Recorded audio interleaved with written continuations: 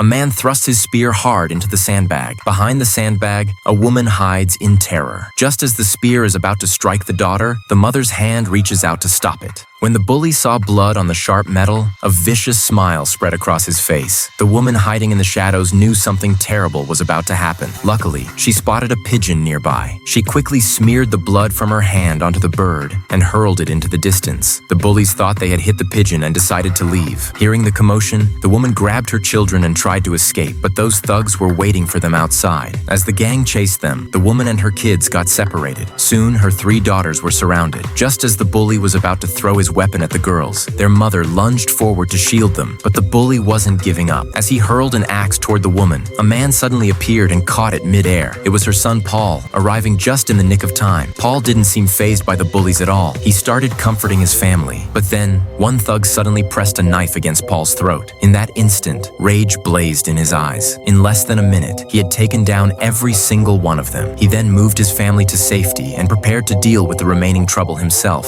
A few reckless thugs rushed toward him. Paul easily pinned one to the ground. The others were knocked out cold by his iron fists within seconds. Everyone around was stunned. The head bully started to panic. All his men had been beaten by Paul. Only now did he realize how dangerous Paul was. But Paul let him go. The trembling bully ran back to tell the minister that Paul was coming for payback. It turned out that 2 weeks earlier, Paul's uncle had died suddenly, but his mother discovered there was more to his uncle's death than met the eye. When she questioned the coroner, he actually taunted her, saying, "Go ahead and call the cops if you think you can." But when she went to the police, the chief warned her that she couldn't mess with whoever did this. When she confronted the minister, he actually bragged about killing the uncle himself. Then he used his power to frame her. So she took the minister to court, but incredibly, she lost the case. The minister forced her to kneel and apologize in public, then sent his thugs after them. When Paul found out, he promised his mother that the minister would pay. The next day, Paul brought his mother to the minister's house. The minister's father started yelling at them. One gesture from Paul was enough to shut him up completely. When the minister got word, he rushed home with his men and told Paul, "You won't be leaving here alive today." He ordered his men to surround Paul, but before he could finish gloating, his thugs went flying one by one. Even the ground beneath them cracked. A few minutes later, the minister and his head bully were cowering together in fear. Finally, he apologized to Paul's mother just as Paul had demanded. Then Paul took the minister to the military camp. After 3 months of boot camp hell, doing laundry, scrubbing toilets,